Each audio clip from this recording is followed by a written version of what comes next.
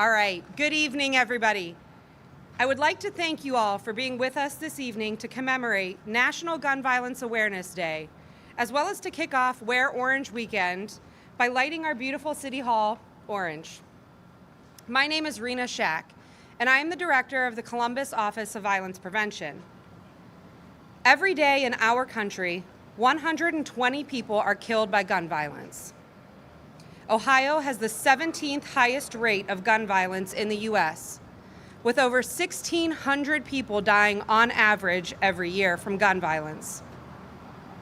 In February 2022, Mayor Ginther declared gun violence as a public health crisis here in Columbus.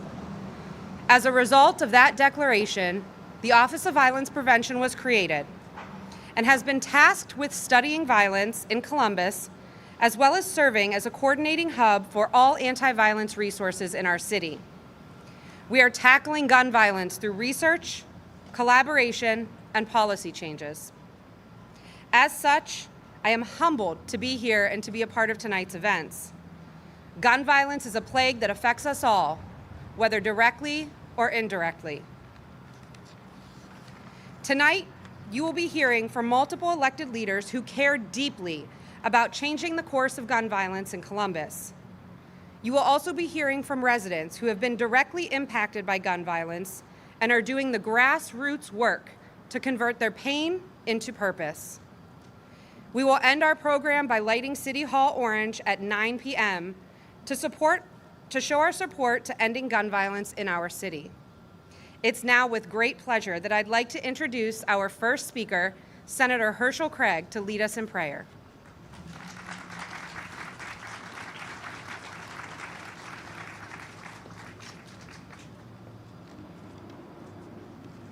Let us look to the Lord. If you're near anybody, why don't you all at least lean on them, put your hands on them?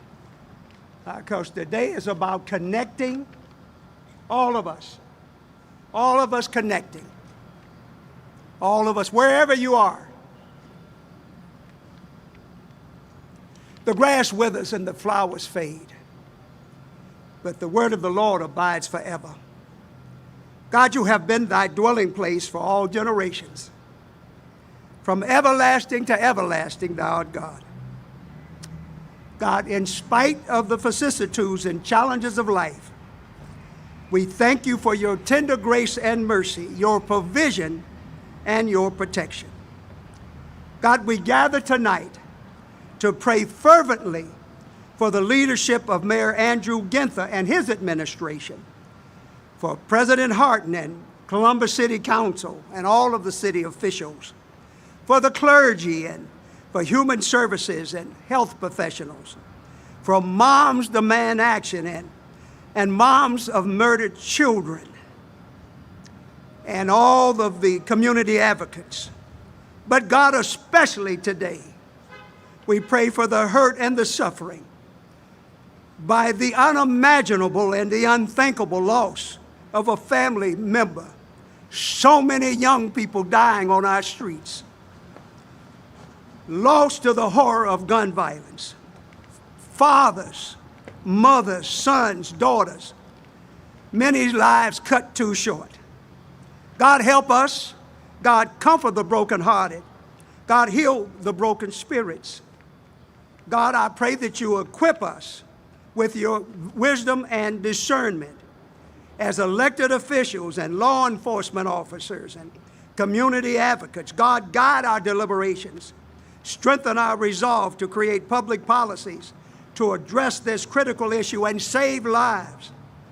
Life is precious. I pray as community with the constant tragedy every morning we wake up, that we will not allow any of us to become numb or disinfected. Stand together and work together and pray together. Our faith and hope abounds in thee. Finally, God, when this event, the day's event has concluded, and we leave this place but never from your presence, keep us all in your loving care. Amen.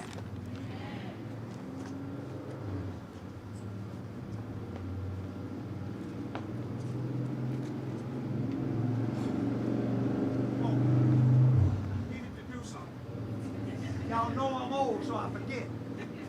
But I have the distinct pleasure. I don't really need to introduce this great man, but I shall. Our mayor, as he's coming forward, a good man, and the reason why so much is happening that this council, this mayor, has taken position on gun violence, just not talked about it. They've taken deliberate movement to save our families, our children's lives. And so tonight, on this auspicious occasion, on this sacred hour, if you will join me, with me, and stand on your feet and salute our mayor for all that, and our council for all that they're doing for us. God bless you. Thank you. Thank you. Appreciate you.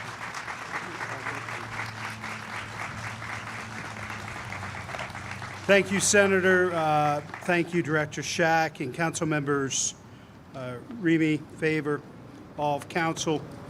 Moms demand action for gun sense in America, for mothers of murdered children. I think I see our city attorney, Zach Klein, back there as well. City attorney, thank you for everything you're doing to fight back on behalf of the people of our city. Neighbors, tonight we come together in a spirit of strength, determination, and solidarity with a hopeful vision of the future, to realize a better world for our children and our grandchildren, to create a society where every resident is empowered to thrive, reach their full potential, to do what needs to be done to end gun violence in the city of Columbus, now and forever.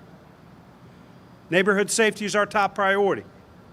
We're committed to employing a comprehensive approach to bring down the violence through prevention, intervention, and enforcement. We continue to make historic investments in police and fire services, bolstering the abilities of our first responders to act quickly and decisively across the entire community. We're solving more cases more quickly, holding criminals accountable and getting them off our streets. And we're recovering record numbers of guns, more than 1,300 so far in 2023. A city where illegal crime guns account for 90% of all homicides in a given year. I'm incredibly grateful to Chief Bryant and all of our officers who are doing their part and putting their lives on the line every single day. But we simply can't arrest our way out of the violence that we're seeing. But we also have to stop the flow of firearms into our neighborhoods, particularly into the hands of our teenagers and our children. The last 3 years, first time in America's history, more children have died as a result of gun violence than traffic accidents. First time in the history of the Republic. If there was a virus, if there was a cancer killing children in this country, we'd come together. We'd bring our best and brightest scientists, researchers. We'd take a look at the data, the research, and we would stack hands and find a cure. Gun violence is a public health crisis. We as a community, a state, and a country need to reckon with that.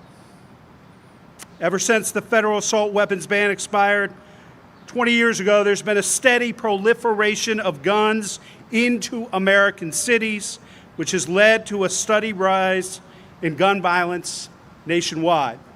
We see the tragic headlines. Virtually every single day, there's no escape this devastating reality. And many of our neighbors are experiencing this violence firsthand in their neighborhoods, in their backyards, their own families. And yet, the state continues to stand in our way, blocking our efforts at local level to enact common sense gun safety legislation, despite the horrors of rising gun violence in cities across America. Make no mistake, our leaders in the State House are presiding over the most dangerous and reckless gun policies in the history of the state of Ohio. And we are paying the price. We need all of our leaders at both the state and federal levels to step up and help get these guns off our streets. This is not a Republican issue. This is not a Democratic issue. This is a human issue, and our children and families are suffering. Universal background checks, red flag laws, prohibiting the sale of bump stocks, banning the sale of automatic weapons, reasonable, straightforward reforms that have the safety and security of all residents top of mind. These are measures that 90% of Ohioans support, people from all walks of life, political affiliations.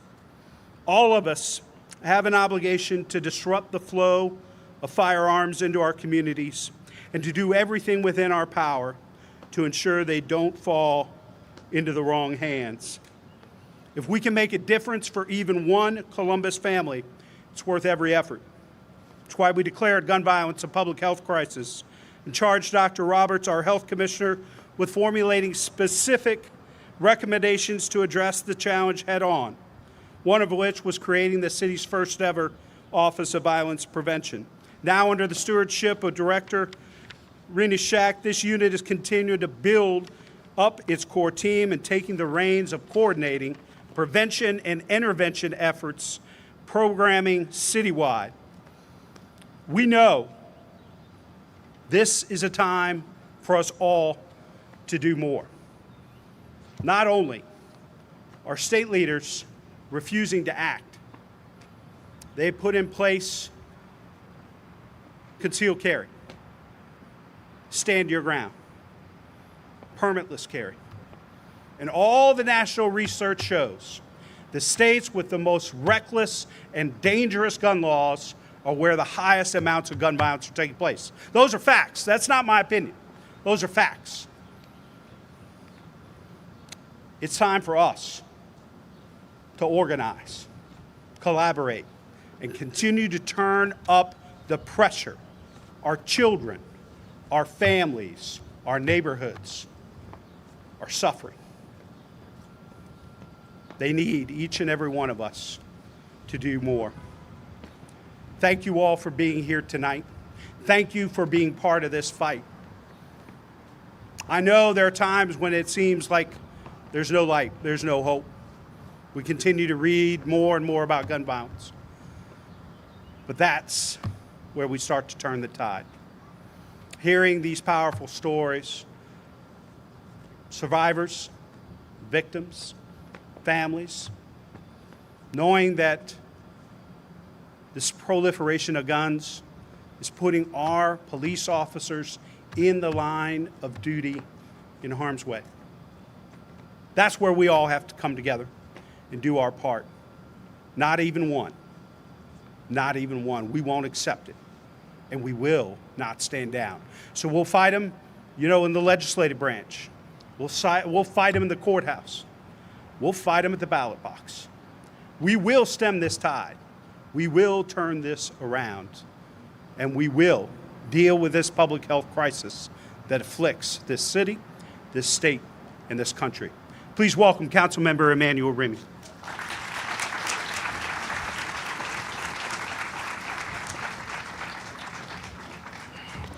Good evening. Thank you, Mayor Ginther, Senator Craig, Councilmember Favor, Rena, Shak, Director Shak, and all of our guests here this evening. My name is Emmanuel Remy, and I'm humbled to serve as the Public Safety Chair for Columbus City Council Safety Committee. In my role, I work hard to pass policies that make the city safer, funnel resources and funds towards organizations who are doing the groundwork, and make sure the right programs are in place to help curb violence, especially gun violence in our city. Even with those efforts, however, we know that our Columbus family is mourning the loss of our youth and young people killed in gun violence. So we take this time tonight to come together to honor those who have left us due to senseless violence and to remind ourselves why it is so important to work towards a safer Columbus for all. Earlier tonight, I met with Victoria Landrum and her family to talk a little bit about and remember the life of Marcus Payne, and to learn more about what would Marcus do in the organization that they've created, because out of that pain, they're trying to do something good to help remember the life of that young man. What a life. What an incredible life that he had, and cut ultimately way too short, because people today don't understand how to resolve conflict. They don't understand that once a bullet leaves a gun, that you can never take it back. And so it happens so often with us here in this community. We're growing more and more desensitized to the realities of what is really happening in our city. Some may even characterize it as becoming numb.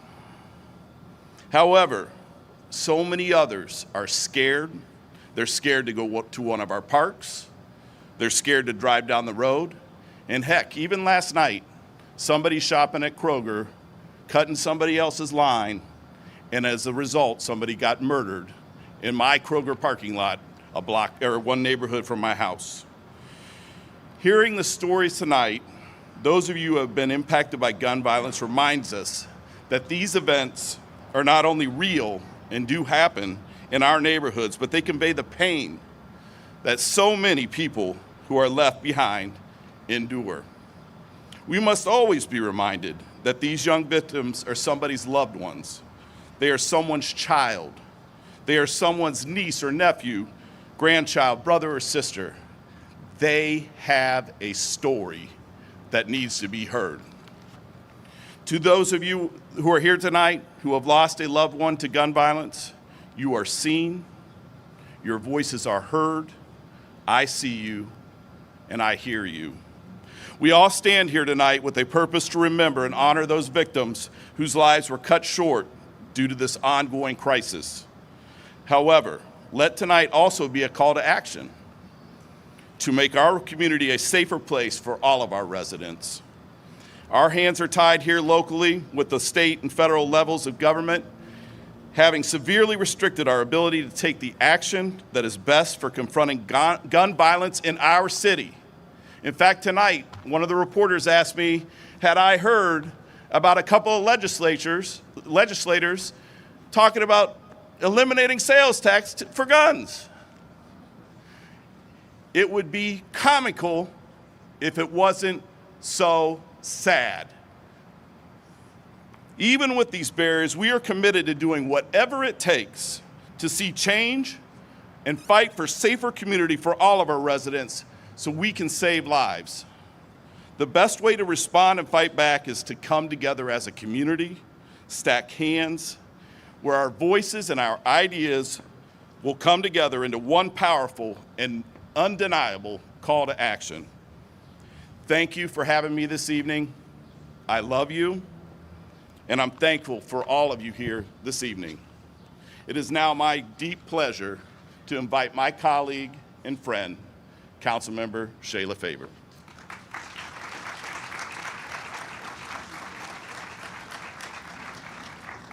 Good evening, everyone. Good evening, everyone. Thank you, Mayor Ginther, Senator Craig, Councilmember Remy, City Attorney Zach Klein, Director Shak, and to all of you, our guests this evening. My name is Shayla Favor, and I have the honor of chairing Columbus City Council's Criminal Justice and Judiciary Committee.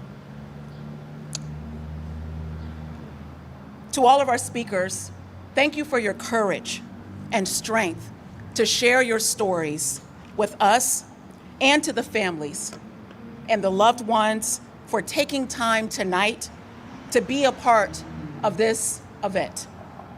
This evening we gather to remember and honor the countless innocent lives lost to gun violence and to pray for the healing of loved ones left behind. Since 2010, gun violence has taken the lives of more than 1,300 Columbus residents. Gun violence is an epidemic that touches the lives of each of us, a fact we all know too well given the events over this past month. All people deserve the right to feel safe in their homes, in their schools, and neighborhoods. Yet, the proliferation of gun violence threatens such rights and has created a culture of fear that degrades individuals' mental well-being, especially the well-being of our youth. While recent coverage of gun violence within Columbus has focused on the Short North, this is an issue that affects each neighborhood within the city. The same night 10 residents were injured in the Short North, an individual from the South Side and South Linden, respectively, were fatally injured by gun wounds. And just last week, a 14-year-old girl found herself in the crossfire between two groups of men and was shot in both of her legs.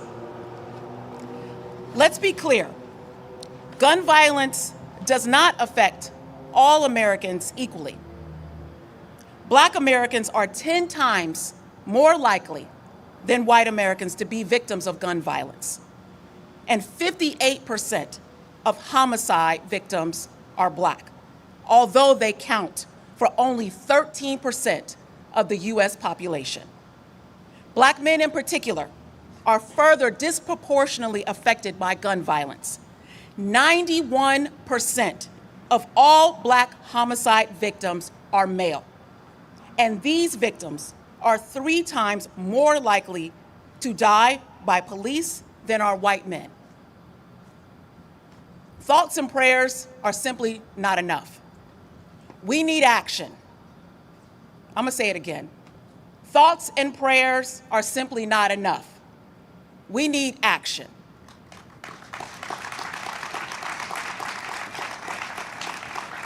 Despite the pressing need to restrict access to harmful weapons, as my colleague and the mayor have already stated, the State House has eagerly embraced legislation to relax state gun safety laws, with the General Assembly passing House Bill 228 in 2018, thereby limiting a city's ability to adopt common sense gun safety laws that are stricter than those existing at the state level.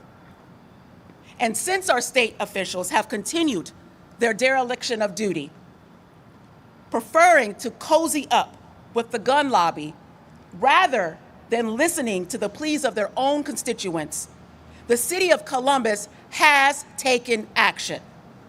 We sued the state, arguing that House Bill 228 violated the city's ability to properly exercise our duty to protect our communities from gun violence. On November 3rd, 2022, a preliminary injunction blocked the existing Ohio law, enabling me and my colleagues to pass a legislative package that featured 3 revisions to the city code. First, we prohibited the possession of a large capacity magazine by anyone other than a federal or a state agent or armed services member or member of a state or local law enforcement. There is simply no reason for ordinary citizens to possess military-grade weapons.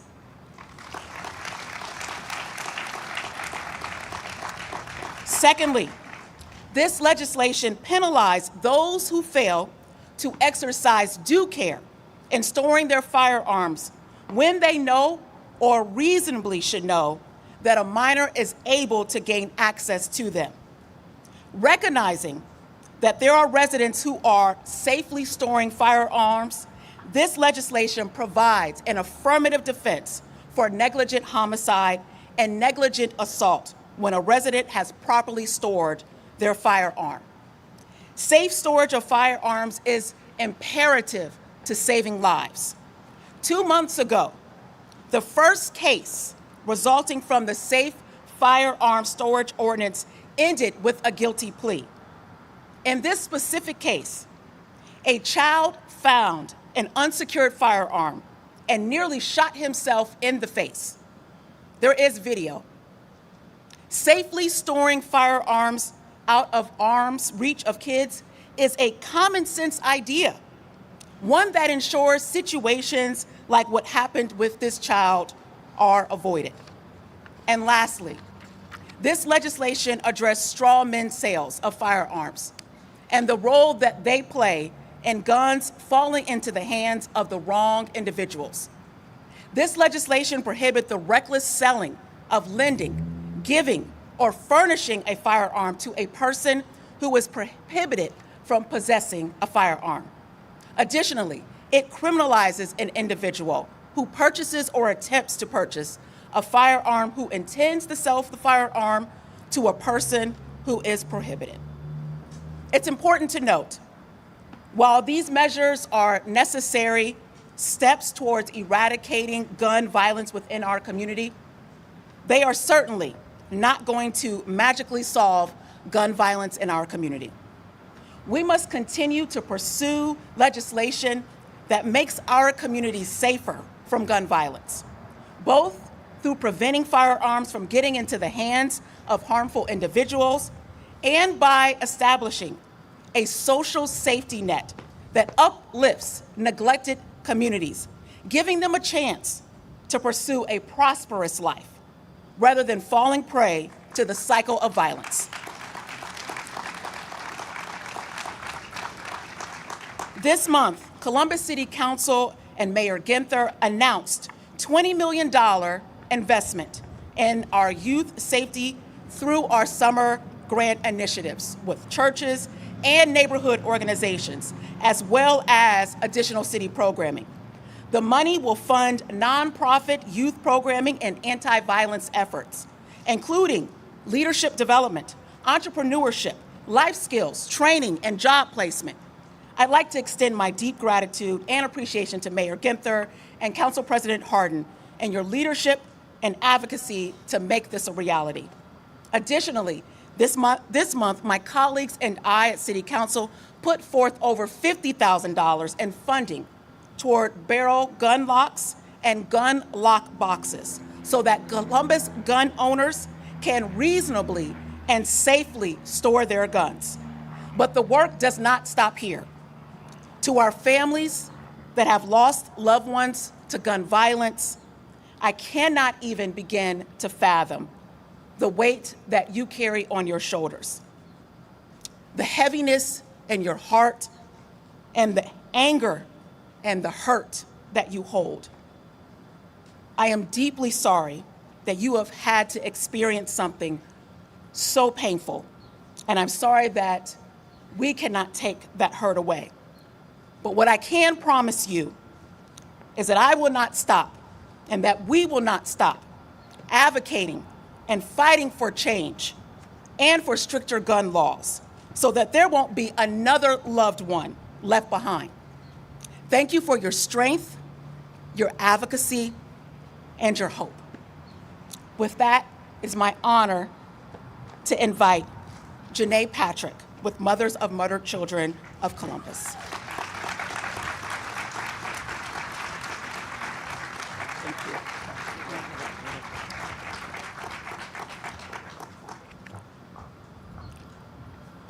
All week, I thought of the many things that I would get up here and say today. One thing I can say is 3 years ago, 3 people were out here to watch the State House get lit up orange. Today, I see a sea of orange.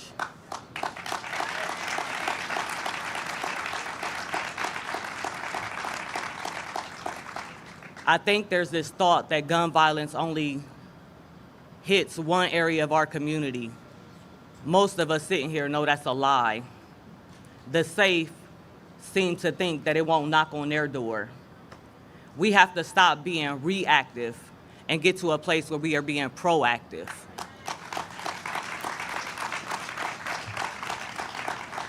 I gotta give honor to our founder who is not here today, who is the reason why I'm standing up here, and also our co-founder, Carla Harris. And I can't say all my moms in orange today because today everybody is in orange. But to all my sisters out here who are strong enough to show up every single time when they lost their children to violence in the city They are living examples of using their pain for purpose. Every single one of you, I love you. Your strength is admirable. We applaud you.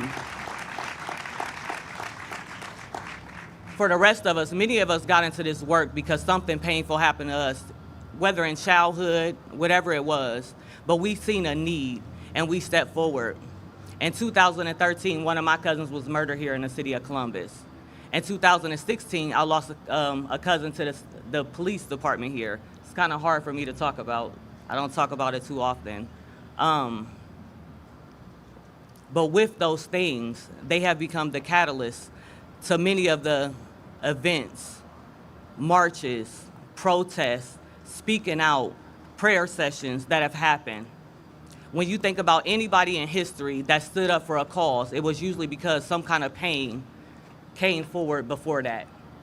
When I think about Maya Angelou and getting to her purpose, she was a young child who spoke out against a person who took advantage of her. And because that person died and she spoke out, she went mute for 8 years. In that time, she studied, she read, she figured out what she had to do with herself, what her life was supposed to be about. So that 8-year-old child took that time and was quiet to see what her part was in the world. It's time for all of us to step forward and see what our part is. It does not have to be marching in the street. It does not have to be doing all of these crazy things. It may be just talking to these kids because you have the gift of reaching these children. We have to figure out what our niche is in this cause and step up because our community needs us. We cannot continue to walk through our streets over the blood of our youth that soaks our concrete. It's not okay. As we walked through High Street last week and we stood with our signs, I thought about the blood that laid on the ground of the individuals who were shot down there. You can see the washed away stains and people are going about their day, going to lunch, smiling, laughing like it never happened. For some of us, we go home and we relive that over and over and over again. Our families are never the same because of that. I watch my aunt as she sits here and gets up and she's gonna come up here and speak. But the pain in her life from losing her children to violence in this city is heartbreaking. As a cousin, knowing that I can't just reach out and help her or do whatever I can. I have a cousin that's struggling right now in every possible way you can struggle mentally, emotionally, and everything else. And we don't have the system set in place to help him mental health-wise. We've got to do better.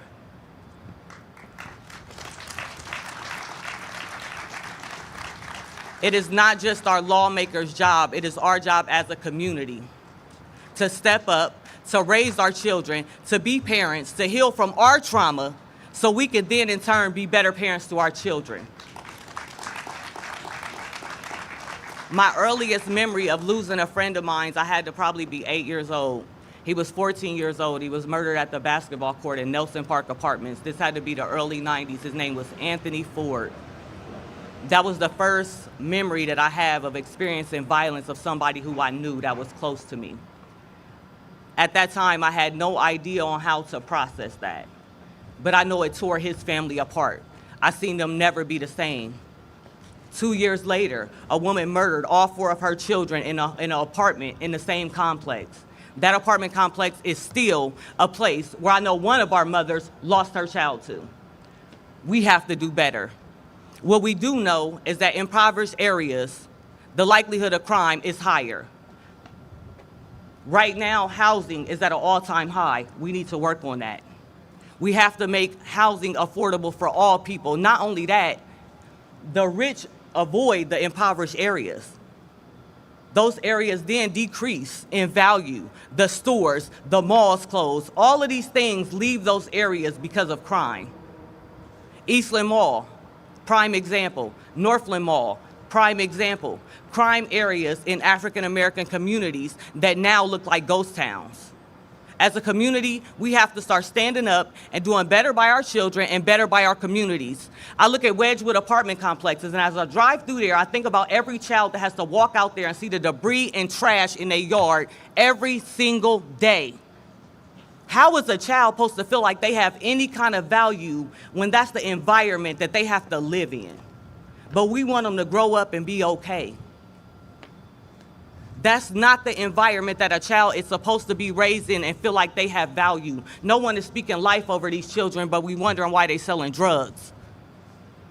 The drug dealers are becoming the superheroes because the rest of us are leaving them behind, and the only people that's buying them shoes when their shoes is worn down to the soles are the drug dealers.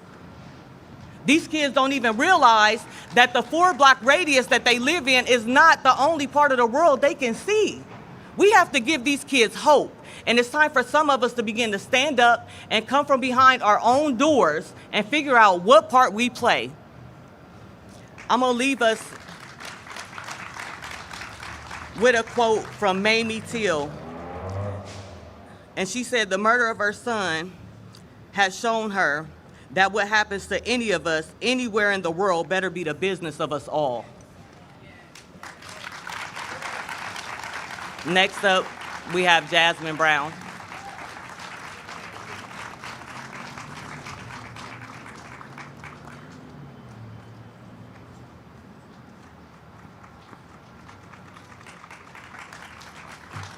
Good evening.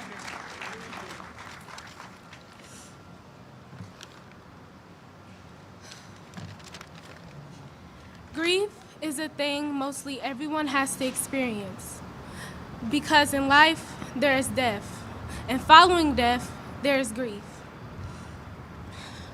At my age of 16 years old,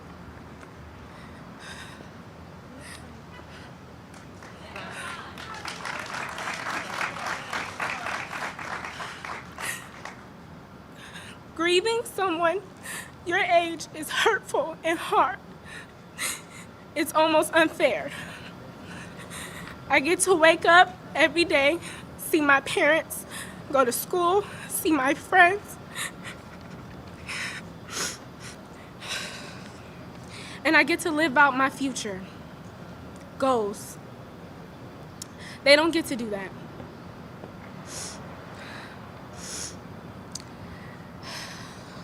I'm sorry.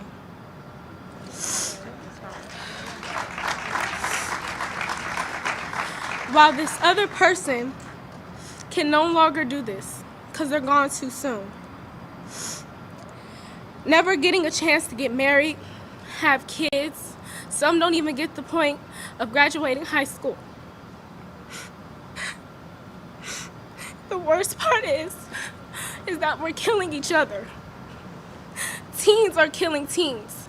I don't feel comfortable going to football games, basketball games, the park, going to parties, doing regular teenage things because of teenagers.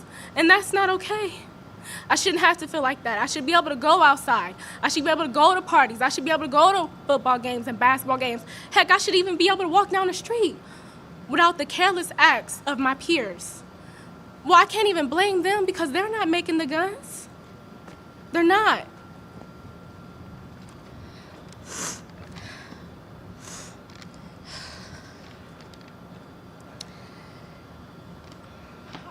I just want to be able to hang out with my friends and go to these places in peace.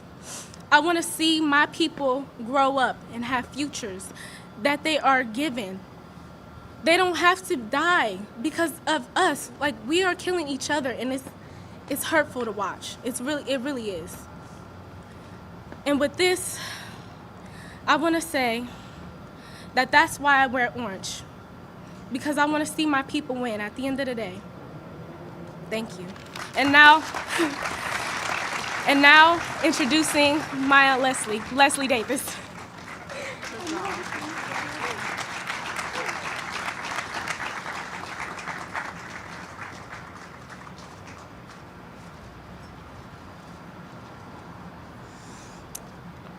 Well, now that my niece and great niece have got me completely emotional, I'll try to speak. My name is Leslie Davis, and I am the volunteer liaison for Moms Demand Action and Mothers of Murdered Columbus Children. I stand before you today as a survivor of gun violence. On June 27th, 2013, our 18-year-old son was murdered. Andrew A.J., as we affectionately called him, Davis, was murdered on the north side of Columbus. And 10 years later, which most days it still feels like yesterday, his crime is still unsolved. And I can't really fault anyone for that. I can only fault the person who murdered him. So AJ was a sweet, kind young man with a old soul. He was a gentle soul. He was an artist. He aspired to use his art to uplift himself and to uplift other youth who he always said to me, Mom, they're just misunderstood. There's so many. He was 18 and he talked as though he had lived 40 years. He would say they're just misunderstood. They've got a lot of problems in their homes. They have a lot of people who don't care for them. And he wanted to do something about that. So that was what he was going to use his art for. But AJ was murdered. His life was cut short like so many others.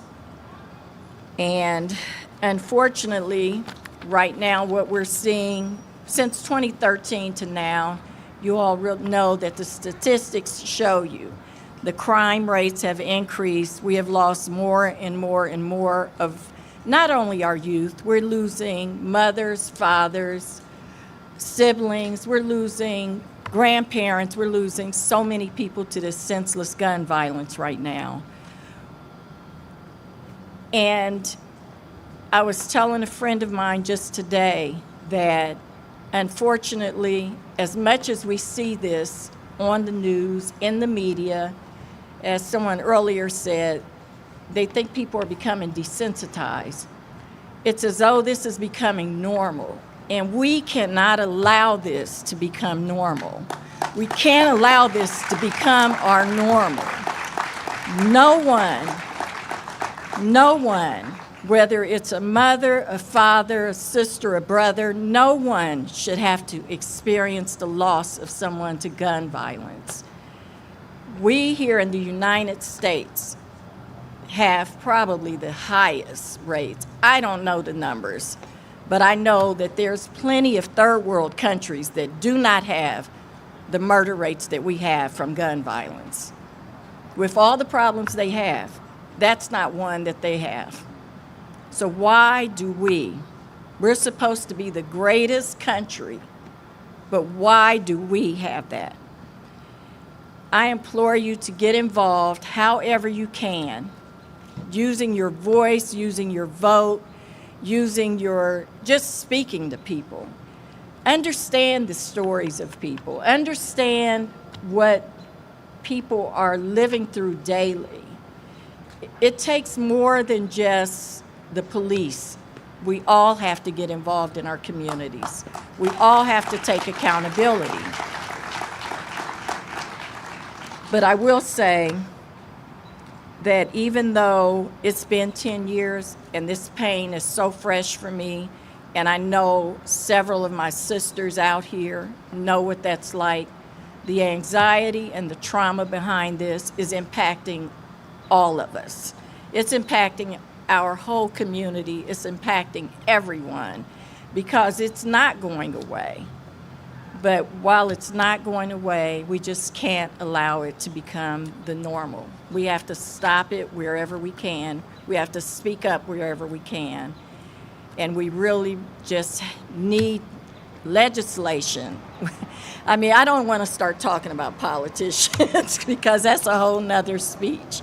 But really, we just need everyone to get involved. Do what you can to get involved and to just be kind to each other.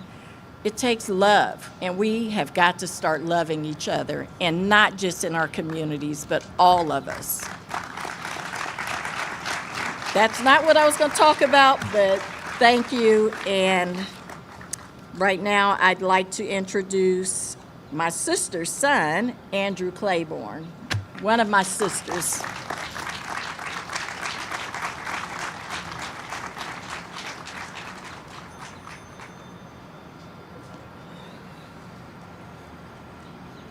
Wow, it's a lot of people here today.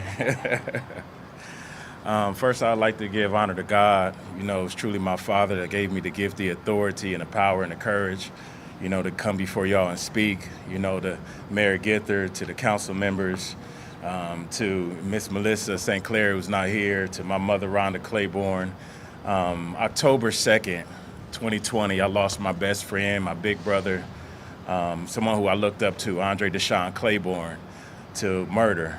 And it's one thing to know somebody's going to die because they had cancer or they were sick and they had some type of ailment and you had time to prepare in your heart, but it's another thing when they're ripped from you by the hands of someone else through violence.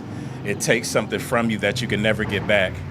I've done my best in grieving, but it's a challenge when you have to watch your mother grieve every single day. It's a pain that I don't want my worst enemy to ever have to experience in life.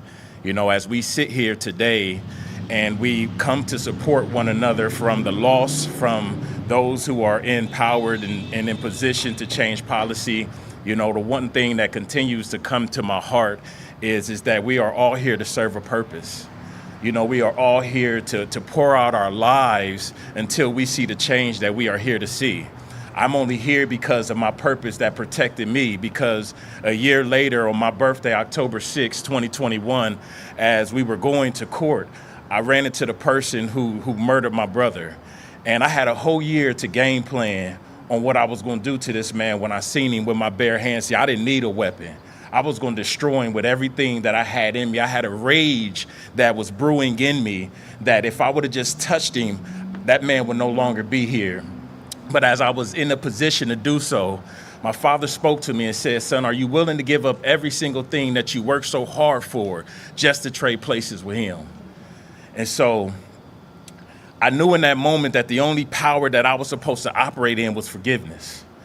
And if many of you who have gone through the type of pain that we are experiencing, if you haven't forgiven the person who took that loved one away from you, I encourage you to do so today, because it allows you to have the authority to move forward in life with the God-given ability to make the change that we honestly want to see.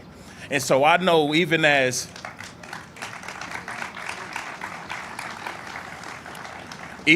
we wait for the policies to change, even as we get the guns off the street and they put more on the street, even as we see more and more being killed, even though we are doing our best to try to stop the murders, what I encourage every single soul on this earth to do is find why God put you here today.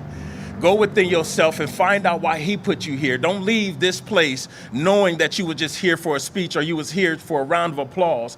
Leave here with the knowledge and understanding that you have a power and authority that was given to you to make the change that you want to see. See, the people that's not here today, they don't have the same fight that we have. But we are here today collectively because we are given the authority and the gifts to make the change.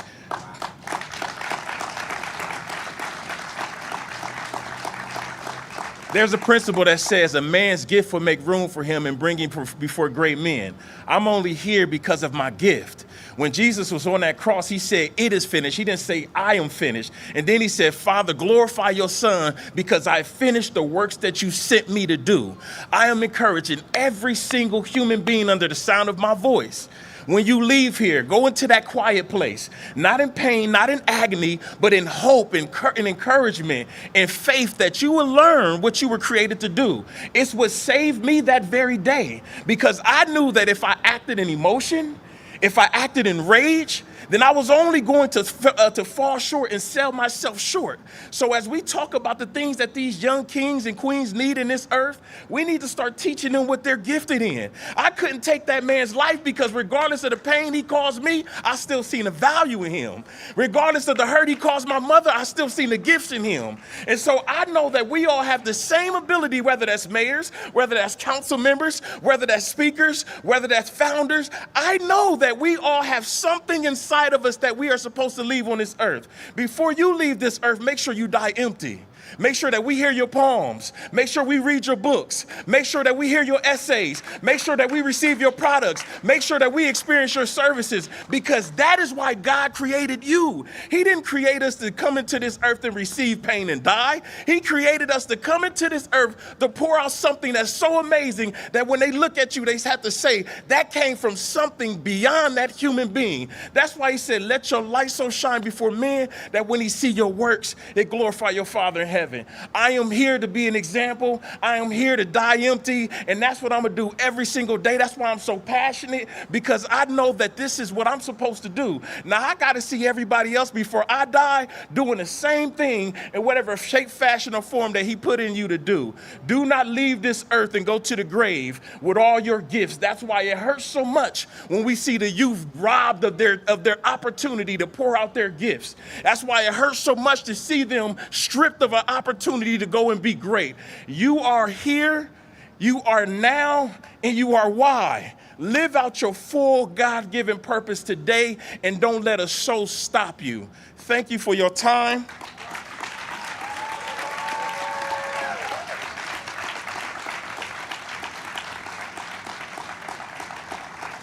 And I'd like to present next, Audria Hickman.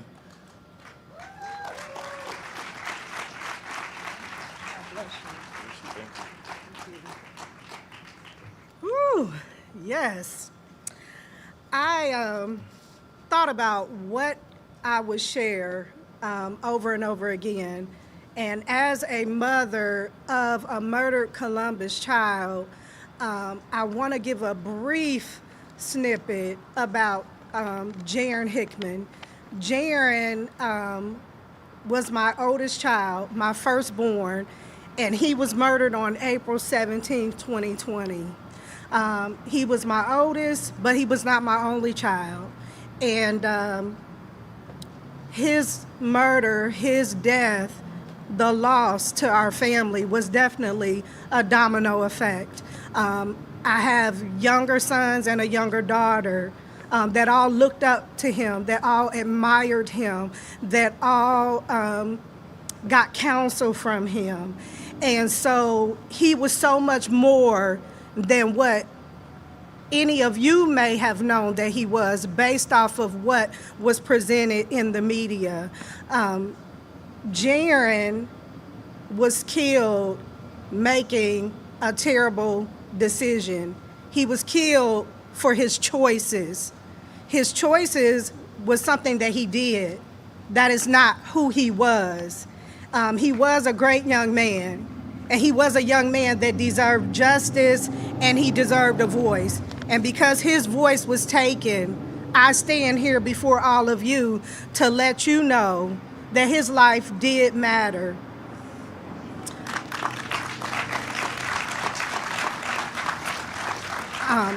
As a mother who raised a son along with my husband, his father, to be loving, to be kind, to be strong, to be intentional, it was hard to hear the news that he had died so tragically. And I had to come to the conclusion that there was a purpose in all of that. And that's hard to say as a mother, that there was a purpose in my son's life being cut short. But God gave us many commandments, but the greatest of them is love. And so I stand before you today, not only out of love for the Father, but love for my son, love for my community, because I don't want another mother to experience the pain that I experienced. I don't have all of the answers. I don't have the solutions, but I can be part of the plan. I can do something. We can all do something. And so quickly, I will go through, I'll be 52 years old soon. And I think about my life growing up and how I was free to play. And as Jasmine alluded to, go to the park. Just live and be a teenager. I would love to see all of us who stand here today become a part of the collective community that enables our children and our youth to just live life in a way that they don't feel that they need guns. And some of that will be speaking out, stepping forward, speaking out. So often we don't want to get involved in things. If we don't feel that it directly affects us, we'll turn our heads, we'll close a blind eye, we'll cover our ears. But please know that one day it could be your home. It doesn't matter whether you live in 43203 or 43230. Violence can visit you. So we want to make sure that we come together and stand up for what is right. And with that being said, community, choices affect everyone around us, not just us individually. We have to start caring more for others and everyone, not just ourselves. That means that we need to speak up and we need to speak out about the things that matter. When you see something and you know something, say something. We have to open our hearts to see and believe that we can exist in a better community and a better time than what we see. But we have to know that we're part of that hope. We have to bring that hope back to our community. We have to make someone smile every day. It's hard to be bitter. It's hard to be angry. It's hard to want to kill your brother or your sister if you're smiling at them. Smile at yourself. Smile at others. Make a difference in the lives of others. Be an advocate for change. U is for unite with others for a good cause. Unite to serve. It's not just about you or me. It's about creating a better future for our youth. Never think that it won't happen to you, and I touched on that. Violence touches every single community. Imagine yourself in our shoes. And that's hard. No matter how much you imagine, you will never truly know the pain of losing a child that you carried in your body and birthed into this world, that you had hopes and dreams for and desires for. But if you do imagine that you're in our shoes, it would allow you to have some empathy and some compassion for us and to see that justice happens. We have to do better. We had a trial for my son. I was not pleased with the outcome of the trial. I was not pleased with the sentence that was given. We have to do better. Talk to people. That's the T. Talk to people. Hear their stories. Hear their hearts cry. Take the time to talk to people, to see people, to hear people. And someone else mentioned that. I see you. We need to see one another, not as a threat, not as a danger, not as our enemy, but as our brothers and our sisters, deserving of love. And lastly, the why in community is knowing that you were created for a purpose. Be your true, authentic self. Walk in the purpose for which you were created. And if you don't know what it is, keep walking, keep moving, keep growing, keep learning. But I guarantee you that your purpose is not to take the life of another person.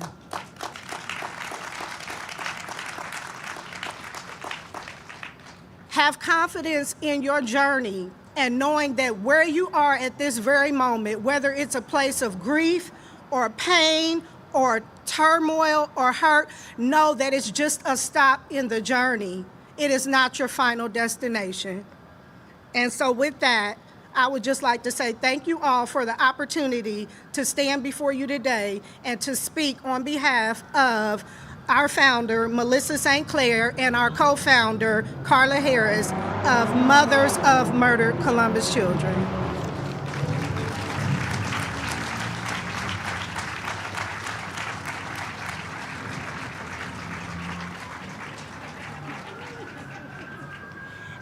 And now I would love to introduce to you Mrs. Maisha Fulton.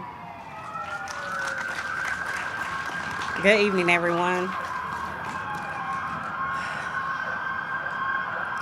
My name is Maisha Fulton. My husband and I, we're both Columbus police officers, and I'm a mother of a murdered child. My son was murdered September 16, 2021. I unfortunately ended up at the scene but I was on the other side of the yellow tape. I was on the other side asking for the condition of my son, what had happened, where is he? So it hit me different, it hit me hard. I thought my life was over and my career as well. I couldn't see yellow tape, I couldn't see ambulance, I couldn't see police lights for a very long time. And I've questioned myself for almost 2 years now as why did I end up there? Why didn't I just get a call? Why did I end up at that scene to see that in another view? And I don't know, he wanted me there for some reason. I'm still trying to ponder it to this day. But maybe he just wanted me to go harder with my profession, with life. Like, all this is beautiful to me. It feels comforting that I'm not the only person that wakes up sad every night and goes to bed sad every night and misses my child. I would just like to say, I didn't really have anything prepared.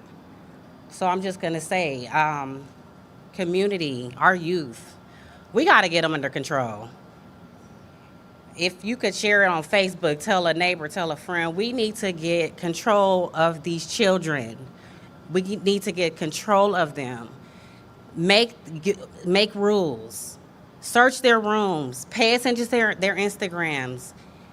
Pay attention who they're hanging out with. Do pop-ups of where they're supposed to be. Know where they're at.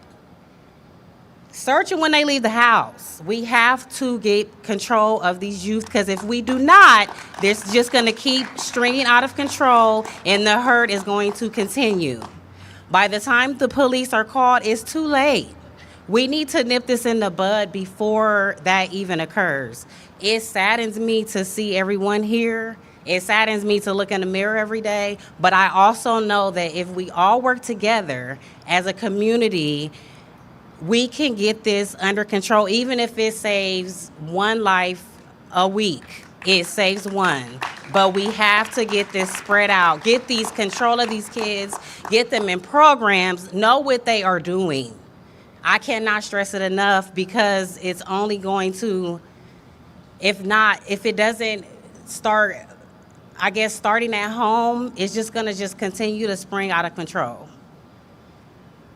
With that being said, thanks for everybody listening to me, and thanks for having me.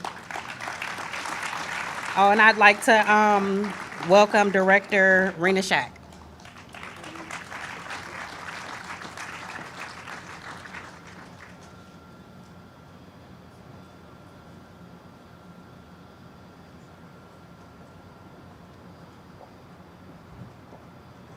City Attorney Zach Klein, would you like to come up and make any comments?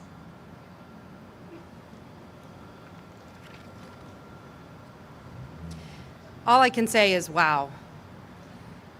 Thank you to all of tonight's speakers for your powerful and your inspirational stories, and for turning your pain into purpose and strength. Can we give one last final round of applause to everybody who shared?